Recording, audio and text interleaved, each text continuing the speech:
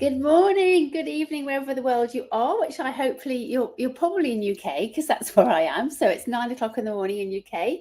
So great to see you. So those of you on Facebook and YouTube, I've been doing these lives for a while, every day on LinkedIn, but now I'm wonderful that I'm actually doing it on Facebook and YouTube as well. So great to see you if you're seeing it. And thank you so much for watching the replay if you're watching the replay.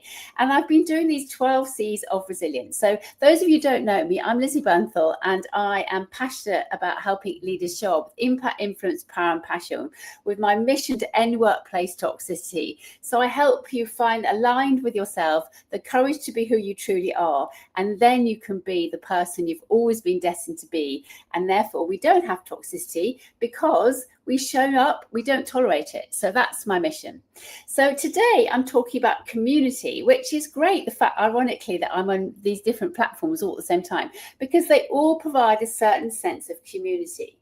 But in leadership, community is absolutely vital because we need to support each other.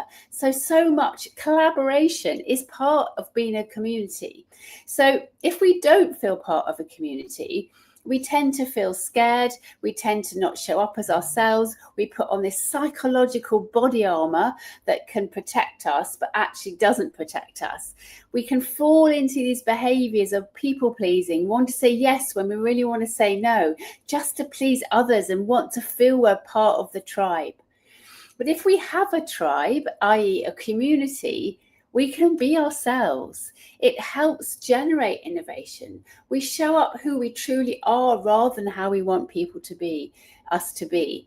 And there we feel we truly belong to the community, but more importantly, we belong to ourselves as who we truly are. So have a think about the communities that you're part of. You might not even see it as a community. You might be a hockey coach. You might go to church. You might just go to a network meeting. There are loads of network meetings that we go to. It could be that you go into work and you know you're obviously, I hope, as a team leader, you know your colleagues. You've created a community within your team.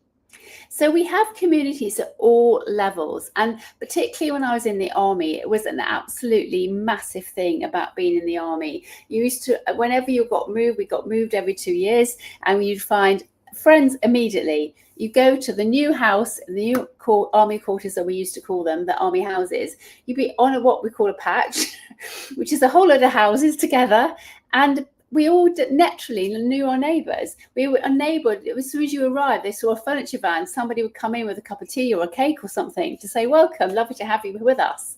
And so it was automatic that you were part of a community just for the fact that we lead this wacky life of being in the army. So, but sometimes that's more difficult. Sometimes we actually have to create that community. And if there's no community that feels right for you, that's when we can start creating it. I've just this morning done my monthly Exec Connect, which I absolutely love doing. And I created this community of executives to give them a safe space in order to explore and discuss and learn from each other. And I love the community. I love the fact that they feel safe enough to open up and to share some quite deep things, because it can be very lonely as a leader. So particularly if you're a senior leader, which are those that I work with, it's a very lonely place because you're the top of the tree and you don't have the same degree of colleagues as you do when you're further down the chain, as it were. So what can you do to create a community? What communities can you contribute to? And I was hugely honoured last week. My book comes out in February, so I'm very excited about that. And my publisher, we had this great event with all the publisher, all the authors that have been publishing the next year or last year. And it was a fantastic event. And much to my amazement, I was a finalist for Community Member of the Year and Speaker of the Year, which is amazing. So that was a huge honour. But I think sometimes we don't realise the contribution we're making. So acknowledge the contribution you're making, because it's probably huge, but we don't necessarily see that it is. So what communities are you on? Have a think about how you contribute to the community. And what was really interesting about when I had this honour last week, I said to Chloe Bisson, the publisher, I said, how was I so honoured to have this award? And she said, because I said, I don't go on in the community that often. And she said, yes, but the difference is when you go in, you really add value. So that was lovely to hear. So sometimes it's not a volume thing, it's a contribution thing. So that's my 5 minutes for today. I look forward to seeing you tomorrow, and I'd love to hear your comments below.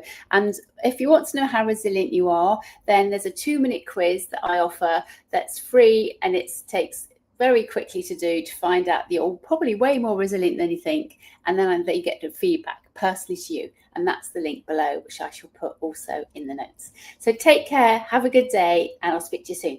Bye.